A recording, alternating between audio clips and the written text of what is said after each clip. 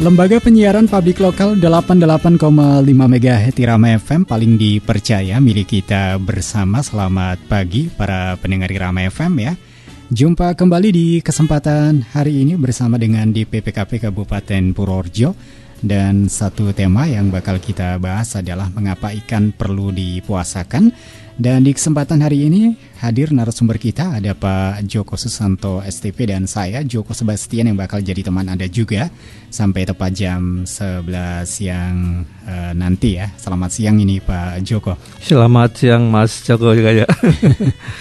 Juga para pendengar sekalian, Assalamualaikum warahmatullahi wabarakatuh. Waalaikumsalam warahmatullahi wabarakatuh ya. Dan pokoknya buat para pendengar Irama FM yang nanti pingin beratensi dapat beratensi di 081392696815 ya. Nah ini Pak Joko, ini satu topik yang cukup menarik juga mungkin bagi para petani perikanan begitu yang ingin memelihara ikan berkaitan dengan mengapa ikan perlu dipuasakan. Ini tema kita. Nah mungkin ada sebagai pembuka apa yang bisa disampaikan kepada para pendengar Irama FM khususnya para pembudidaya ikan ini Pak Joko. Oke, terima kasih Mas Joko. Jadi para pendengar sekalian, sebelumnya saya mengucapkan selamat menunaikan ibadah puasa. Mudah-mudahan sampai akhir nanti kita bisa sukses ya, Amin, ya. Bisa menggapai barokah ilahi lah. Mas Joko, terima kasih. Jadi mengapa ini memang kita angkat ya tema kita, mengapa ikan perlu dipuasakan ya. Ini sebenarnya ada 3 hal Mas yang perlu Namun sebenarnya istilah puasa itu bagi kita ya, kalau bagi ikan sebenarnya bukan puasa ya Mas, cuman ini hanya untuk menarik aja. Bagi dunia perikanan itu dikenal dengan istilah pemberokan Mas. Pemberokan itu ikan disimpan dalam satu kolam tetapi tidak diberi makan. Artinya juga puasa sebenarnya. Puasa dalam arti tidak diberi makan. Nah ini ada 3 hal yang tujuan kenapa ikan dipuasakan. Yang pertama itu ikan yang mau dipanen itu perlu dipuasakan. Yang kedua ikan yang mau diangkut dalam kondisi hidup ya. Kalau sudah mati nggak masalah ya. Kemudian yang ketiga ikan yang mau dipijahkan atau diternakkan. Kemudian yang terakhir itu beberapa saat yang lalu ada suatu penelitian yang perlakuan dengan treatment dipuasakan. Ternyata dengan dipuasakan ini memiliki tingkat pertumbuhan, laju pertumbuhan yang lebih signifikan. Jadi setelah ikan dipuasakan dalam jangka tertentu ya, mungkin 3 hari atau 4 hari ya, terus dikasih makan itu lahap sekali, sehingga ini membuat ikan itu laju pertumbuhannya meningkat, sehingga ini perlu kita sampaikan kepada para masyarakat. Iya, oke, itu tadi ya beberapa manfaat mengapa ikan harus dipuasakan ya. Di antaranya tadi dapat meningkatkan laju pertumbuhan, kemudian juga dapat meningkatkan rangsangan induk pada pemijahan. Nah ini mungkin berkaitan dengan pemijahan ini Pak Joko, ini manfaat yang bisa dirasakan ketika ikan ini dipuasakan begitu. Oke, terima kasih. Jadi seperti tadi saya sampaikan ya, ada beberapa hal ya. Namun kalau kita ingin ke pemijahan itu memang ada istilahnya pemberokan. Pemberokan tadi saya sampaikan bahwa pemberokan itu juga salah satu kegiatan kita ya, ikan tidak diberi pakan, artinya juga dipuasakan ya. Nah, ini tujuan dari pemuasaan atau pemberokan ini. Yang pertama adalah untuk ikan karena menjelang dipijahkan atau diternakkan, ini akan meningkatkan rangsangan induk jantan dan betina. Karena selama pemuasaan atau pemberokan ini induk jantan dan betina dipisahkan Mas. Jadi ditempatkan dalam kolam yang terpisah. Yang induk jantan itu di bagian bawah ya. Kalau aliran sungainya itu ke arah selatan, berarti di bagian selatan. Nah itu yang atas itu untuk betina. Yang kedua ini mengurangi kandungan lemak yang bisa menutup lubang pelepasan telur, terutama bagi induk-induk betina. Nah, ini mengurangi lemak yang bisa menutup lubang pelepasan telur, sehingga ini akan menghambat. Nah, ini dengan dipuasakan dia akan memperlancar.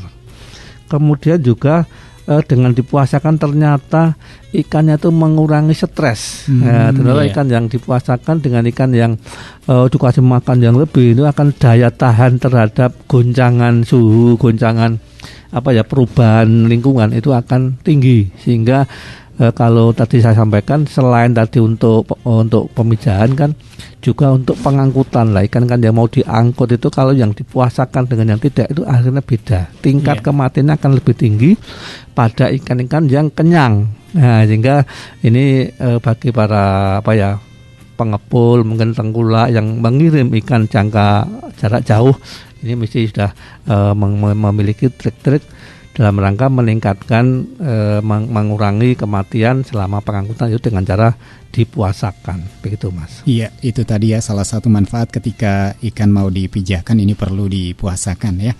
Dan pokoknya buat para pendengar Irama FM yang baru saja menyatu di sini di 88,5 MHz Irama FM ya, tetap aja di acara bersama dengan DPPKP Kabupaten Purworejo.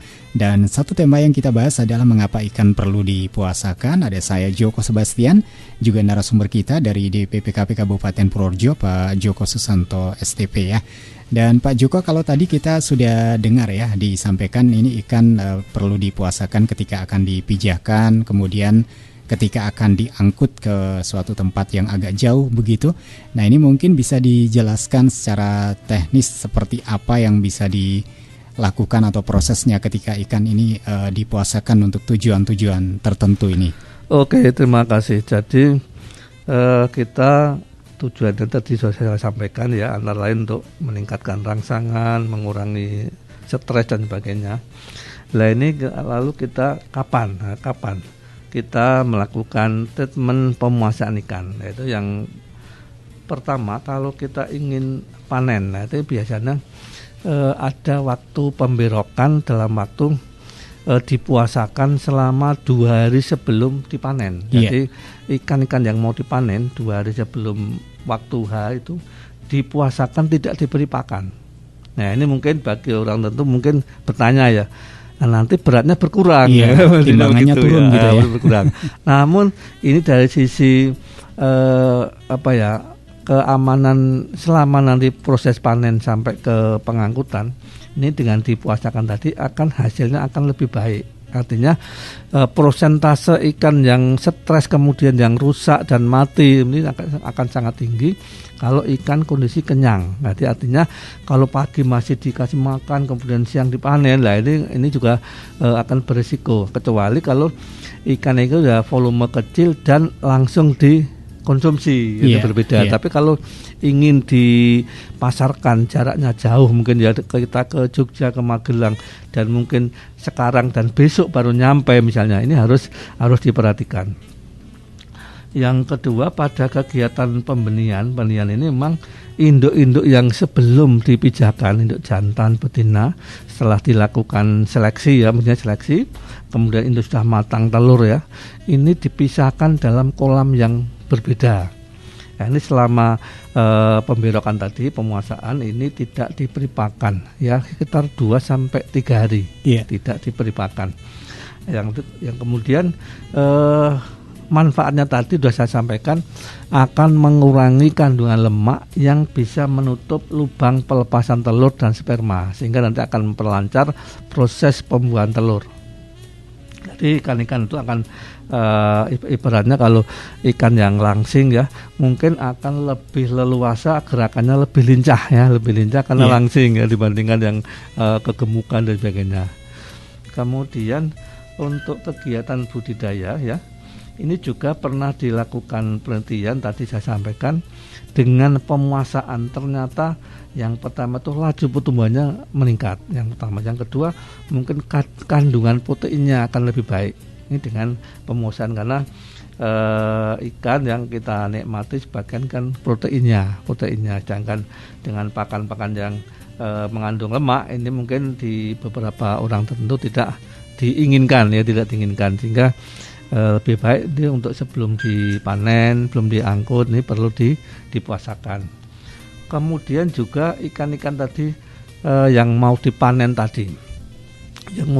ini juga ikan yang puasa, kondisi puasa ini pada saat dipanen ini akan mengalami stres ya, karena perubahan lingkungan. Dari air yang kita kurangi, yang dulu volumenya tinggi, kemudian kita kurangi, akan berkurang sehingga akan menyebabkan ikan stres lah. Stresnya ikan yang kondisi puasa dengan ikan yang kenyang ini akan laju metabolisme akan lebih cepat yang ikan yang kenyang. Nah, sehingga ikan yang kenyang tadi akan cepat rusak, kemudian kolap, mungkin mati dan sebagainya, sehingga tingkat kerugian kita kalau dibandingkan dengan yang dipuasakan itu akan lebih baik kalau ikan itu dipuasakan, begitu Mas. Iya, itu tadi ya beberapa manfaat yang bisa dirasakan ketika memang ikan ini dipuasakan. Di antaranya ketika induk-induk yang akan dipijakan, kemudian pada proses kegiatan pembudidayaan, dan pada saat ikan mau dipanen atau ikan mau diangkut ke tempat yang relatif agak jauh. Dan Pak Joko juga para pendengar Irama FM, sebelum kita lanjut bagaimana cara pemuasaan atau pemberokan ikan, kita akan simak satu jeda iklan. Tetap di 88,5 MHz Irama FM, paling dipercaya, milik kita bersama. Untuk menghentikan penyebaran virus corona, pemerintah telah memberikan kesempatan bagi anak-anak sekolah untuk belajar di rumah selama 14 hari. Tapi kenapa 14 hari? Berikut ini penjelasan dari Dr. Reza Broto Asmoro. 14 hari itu sangat penting dan harus disertai tindakan kepatuhan. 14 hari itu mampu menghentikan laju penularan COVID-19 dan mampu menyelamatkan ribuan orang. Bagaimana bisa? Begini, ketika seseorang kontak dengan apapun yang bisa menginfeksinya dengan COVID-19, maka harus ditunggu minimal 14 hari. Jika tidak terjadi apa-apa, maka orang itu aman. Nah, libur 14 hari itu untuk memotong rantai penularan, dan ini baru akan berhasil jika semua orang tetap tinggal di rumah masing-masing selama 14 hari itu. Kenapa harus begitu? Contoh, seorang anak mulai libur tanggal 16 Maret selama 14 hari. Dia akan masuk sekolah lagi pada hari ke-15. Ternyata anak ini dan keluarganya menggunakan waktu libur itu untuk jalan-jalan, mengunjungi kumpulan orang, ke tempat saudara, ke mall, dan lain-lain. Seandainya dia jalan-jalan di hari ke-10 dan tertular COVID-19 di tempat yang ia kunjungi, mungkin pada hari ke-14 atau 15 belum ada tanda-tanda dia sakit, tetapi dia sudah membawa COVID-19 di tubuhnya dan berpotensi menularkan. Andai dia masuk sekolah pada hari ke-15 dan seterusnya, maka 14 hari libur sekolahnya itu tidak ada gunanya. Penularan terjadi juga di sekolah, efek domino akan berlangsung dan rantai penularan tidak terputus. Untuk itu semua orang harus bekerja sama. Semua warga Indonesia harus membantu dan warga harus kompak, yaitu patuh untuk tidak kemana-mana dalam 14 hari itu kecuali untuk hal yang sangat perlu. Waktu 14 hari itu berguna untuk saling pantau. Jika ada orang yang menunjukkan gejala-gejala menderita serangan COVID-19, bisa segera ditangani dan hopefully penularannya hanya stop di dia, karena dia tidak kontak dengan orang lain dalam 14 hari itu. Jadi, mari kita mengisolasi diri untuk diri sendiri dan orang lain. Mungkin pula dalam skala besar untuk umat manusia. Semoga kondisi dunia segera pulih.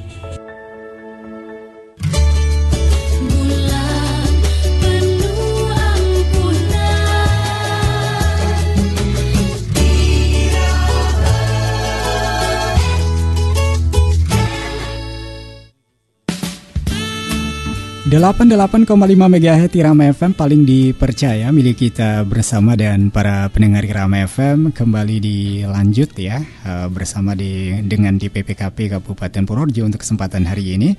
Ada saya Joko Sebastian dan narasumber kita ada Pak Joko Susanto STP ya. Dan satu tema yang kita bahas di kesempatan hari ini adalah mengapa ikan perlu dipuasakan. Dan tadi sudah disampaikan ya beberapa manfaat atau yang dilakukan ketika ikan ini dipuasakan. Nah, ini pertanyaannya Pak Joko, lalu bagaimana cara pemuasaan atau pemberokan ikan itu ya?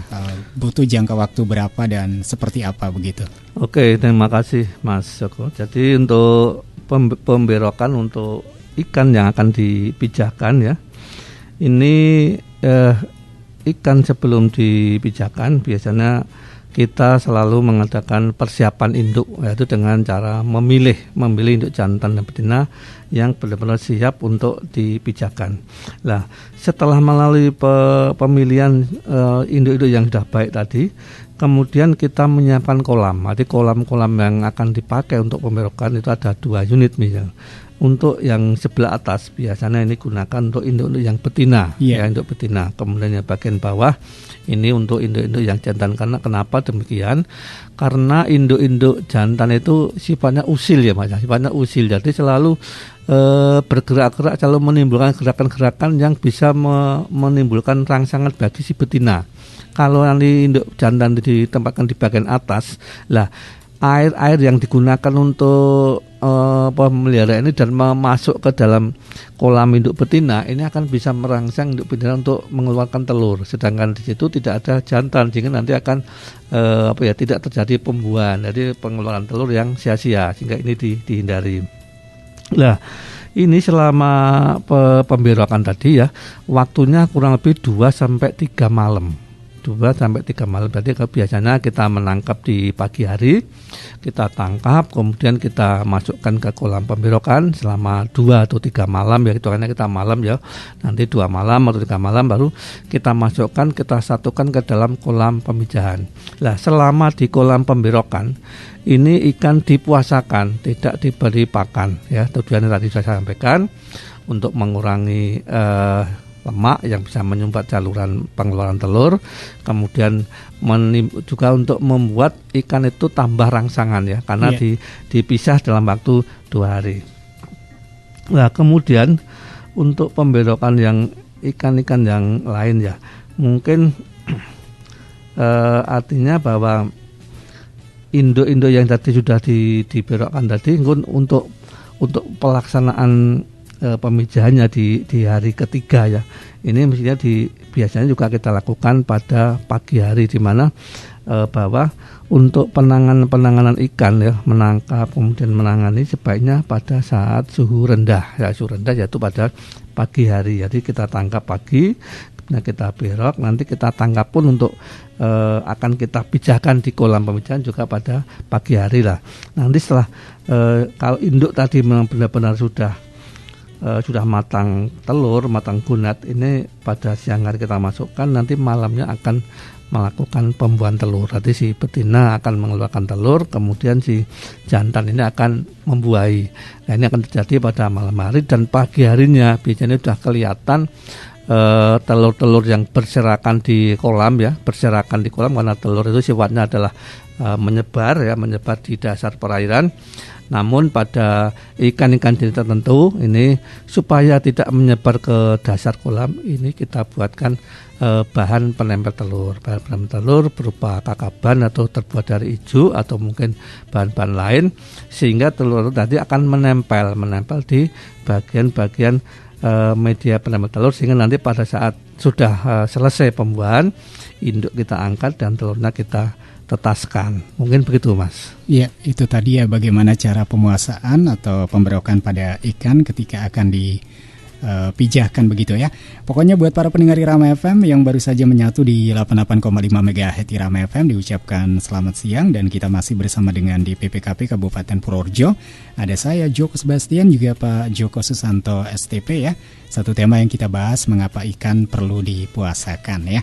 Dan Pak Joko, ini kadang kita juga sering mendengar ya, ketika ikan yang baru saja ditangkap ini lebih baik ketika mau dimasak harus dipuasakan. Apa memang benar seperti itu, dan alasannya apa ini Pak Joko? Oke, jadi kan kondisi ikan itu kan sangat tergantung oleh kondisi kolam ya Mas ya. Artinya kalau kita memelihara ikan di comberan yang banyak sabun, nanti ikannya dagingnya akan berbau sabun. Iya, bau sabun gitu ya. Begitu juga kalau kita sering membeli bandeng ya, bandeng mungkin antara bandeng yang di Kerawang dengan di berbeda, mungkin sana kok bau tanah lah.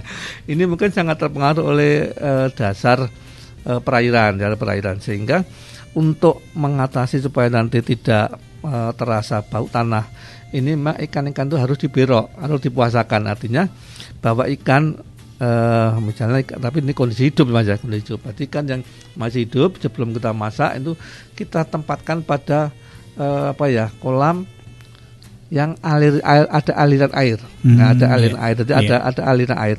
Mungkin selama 1 atau 2 malam juga, sehingga dengan ditempatkan di tempat yang air mengalir, itu insya Allah bau-bau lumpur, kemudian bau apa itu akan tercuci. Tetapi selama proses pemberokan ini juga tidak diberi makan. tidak dimakan. Jadi hanya hidup dalam kondisi air yang mengalir. Seakan-akan kayak dicuci begitulah ya, dicuci. Sehingga ini juga terbukti untuk ikan-ikan gurami. Jadi kalau di warung-warung mungkin kalau yang sudah menyediakan ikan hidup biasanya memiliki tempat-tempat penampungan ikan yang sebelum dimasak. Ya, sebagai contoh ini kalau kita ke utara ya, di daerah Loano sudah ada Mas. Di Loano itu, desa Loano sudah ada seorang petani itu yang membudidayakan ikan nila, tetapi dia memiliki kayak selokan yang mungkin 1 meter kali panjang. Nah itu ada aliran, nah itu di selokan itu kolam-kolam kecil itu ditaruh hapa itu semacam kayak jaring gitu ya, jaring yang bisa dimasukkan ikan-ikan yang siap dibeli orang. Jadi kalau pembeli itu kan beda dengan barang lain ya Mas. Kalau barang lain mungkin ditumpuk di meja, di etalase dan sebagainya. Lalu kalau ikan kan nggak bisa ya. Ini harus ditempatkan di kolam yang ada aliran. Nah ini tujuannya nggak lain juga pertama untuk menetralisir atau mencuci bau lumpur supaya nanti pada saat dimasak ini aromanya sudah enak. Yang kedua juga sambil dipuasakan supaya nanti kalau seandainya mau diangkut dalam kondisi hidup bahwa ikan ini akan mengurangi tingkat kematian selama perjalanan. Begitu Mas. Iya, itu tadi ya manfaat ikan ketika ingin dimasak ini perlu dipuasakan. Ini salah satunya adalah bisa menghilangkan bau-bau yang tidak enak seperti bau sabun atau bau lumpur begitu ya Pak Joko ya. Nah dan tetap aja di 88,5 MHz Irama FM paling dipercaya milik kita bersama di kesempatan hari ini. Sebelum kita lanjut kita akan kembali simak ya satu jeda iklan, tetap di 88,5 MHz Irama FM bersama dengan DPPKP Kabupaten Purworejo untuk kesempatan hari ini. Kalau bersih itu sehat, kenapa mesti kotor? Kalau bersih itu rapi, kenapa mesti nggak rapi? Kalau bersih itu bagian dari iman, kenapa jadi nggak beriman? Membudayakan hidup bersih menuju manusia yang sehat, rapi, dan beriman.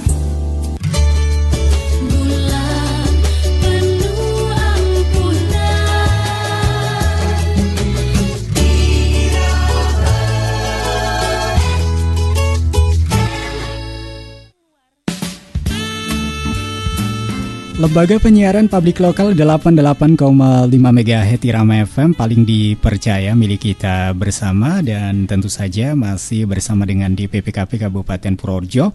Ada saya Joko Sebastian, juga narasumber kita ada Pak Joko Susanto STP ya.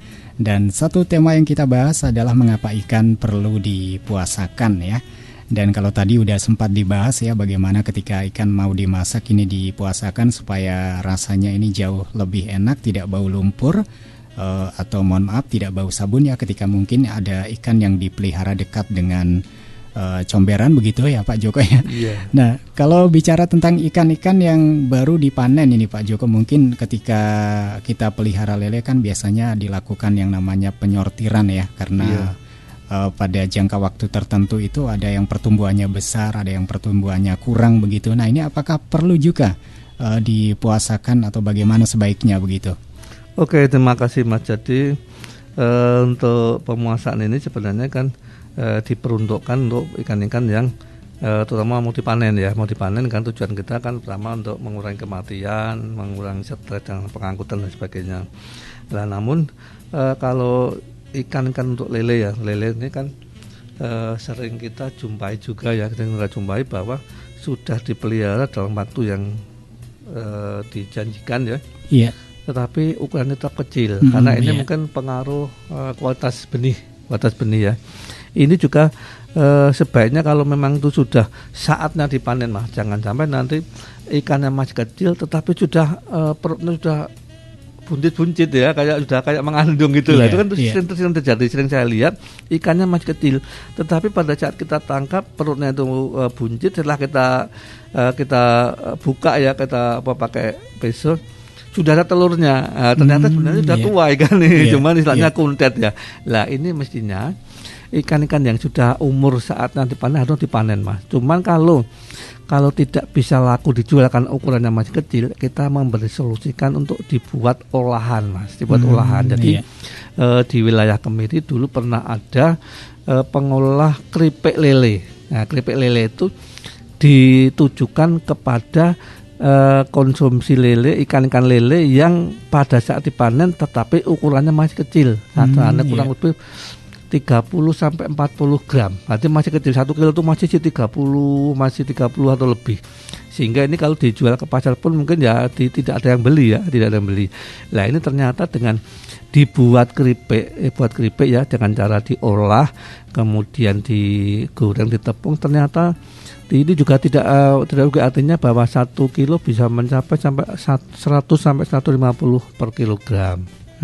Namun ini dari kita harus nambah tenaga, nambah bumbu, biaya sebagainya. Dan dari 2,5 kilo ini bisa menjadi 1 kilo keripik. Jadi kalau kita modal, misalnya kalau lele sekarang 18 atau mungkin 20 ya, 3 kilo 60.000 tambah bumbu, tapi jadi 1 kilo 150 tetap ada untungnya. Jadi itu solusi kita. Kalau mau dipelihara lagi mungkin tidak efisien, Mas, tidak efisien karena memang ada jenis-jenis ikan yang istilahnya tadi kuntet tadi, karena kualitas benih sangat ditentukan oleh kualitas induk. Sedangkan masyarakat kita itu membenihkan lele itu yang mestinya induk sudah apkir itu masih terus dipijahkan, karena semakin tua beratnya semakin tinggi, banyaknya telur semakin banyak, sehingga eman-eman kalau mau dipotong diganti induk yang kecil itu eman-eman, sehingga hasil benihnya ini tidak bagus sehingga menghasilkan ikan lele yang pertumbuhannya terlambat. Begitu, Mas. Iya, itu tadi berkaitan dengan ikan lele. Nah, jika ikan lain ini Pak Joko mungkin bisa disampaikan juga, misalkan seperti ikan gurami yang ingin dipelihara kembali begitu, ini manfaat dipuasakan ada tidak begitu? Oke, Mas. Jadi kalau artinya kita memanen ya, kan kalau gurami itu kan bisa dipanen kapan saja, Mas. Artinya kalau kita menebar ukuran oyongan itu sebiji oyong itu ya kecil ya, jadi oyong itu dalam waktu mungkin 25-30 hari akan menjadi ukuran yang lebih besar, mungkin jempolan. Nah, jempolan itu juga bisa dipanen. Artinya kalau di daerah pembenih itu ada yang memang membenihkan sampai ke telur, kemudian telur sudah dijual, sudah laku, karena satu butir telur bisa laku sampai 70 sampai 100 rupiah satu telur.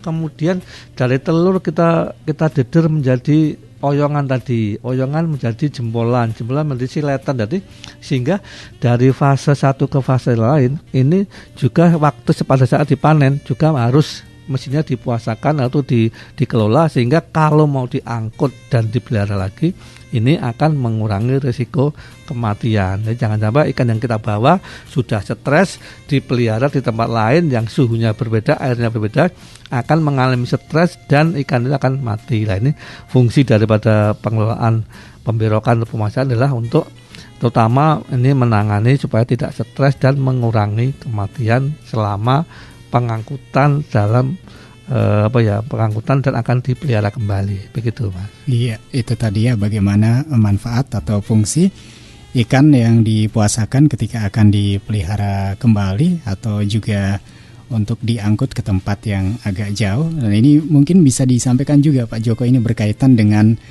penanganan ikan yang baik agar ikan tetap hidup ketika dijual atau diangkut ke tempat pemasaran atau konsumen, begitu. Oke, terima kasih. Yang pertama, kita kalau panen untuk tujuan pengangkutan atau jual kondisi hidup ya, ini yang pertama kan memilih waktu panen. Atau waktu panen yang tepat bisa pagi atau mungkin sore hari. Usahakan pada suhu rendah.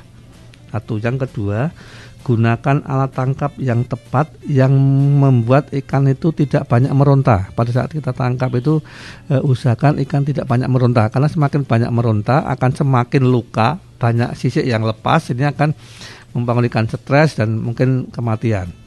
Yang ketiga, lakukan secara cermat, cepat pada suhu rendah. Itu cepat, cermat itu artinya ya hati-hati, kemudian menggunakan alat tangkap yang ramah, kemudian suhunya dingin, yaitu pagi, sore, bahkan mungkin malam hari. Ini kalau para bakul-bakul itu kalau panen itu sore jam 5, kemudian jam 7, jam 8 malam masih di kolam karena paginya mau dikirim. Kemudian setelah dipanen lakukan sortasi, ya, digrading sesuai ukuran, kemudian juga sesuai kondisi ikan. Kalau ikan-ikan yang luka, ikan-ikan yang mati itu harus dipisahkan, jangan campur dalam satu wadah sehingga nanti akan mempengaruhi ikan-ikan lain akan ikut stres dan sebagainya. Harus dilakukan grading. Kemudian setelah itu ditempatkan pada kolam yang airnya mengalir, diberok dulu mungkin semalam, baru dilakukan untuk pengiriman. Pengirimannya kalau ikan-ikan yang semacam lele mungkin tidak masalah ya, karena banyak ini asal ada air, dengan perlakuan yang baik ikan akan selamat. Tetapi untuk ikan-ikan tertentu harus ditambahkan oksigen dalam pengangkutan sehingga ikan dari produsen sampai ke konsumen dalam kondisinya tetap baik, sehingga harga jualnya tinggi gitu. Iya, itu tadi ya mengapa ikan perlu dipuasakan. Dan Pak Joko, ini tanpa terasa waktunya sudah hampir jam 11 siang dan mungkin pesan kepada para pendengar Rama FM, khususnya kepada para pembudidaya ikan di masa-masa seperti sekarang ini, apa ini Pak Joko? Oke, terima kasih. Sesuai dengan tema kita pada pagi hari, yaitu mengapa ikan perlu dipuasakan ya.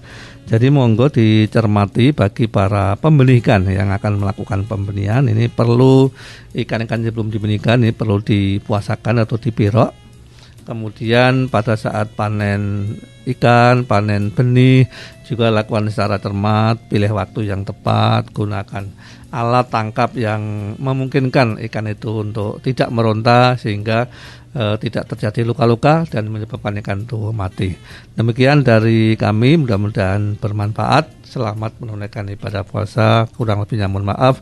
Assalamualaikum warahmatullahi wabarakatuh. Waalaikumsalam warahmatullahi wabarakatuh. Dan para pendengar Rama FM, demikian ya dialog kita bersama dengan DPPKP Kabupaten Purworejo berkaitan dengan ikan mengapa perlu dipuasakan. Dan tetap aja di 88,5 MHz Rama FM.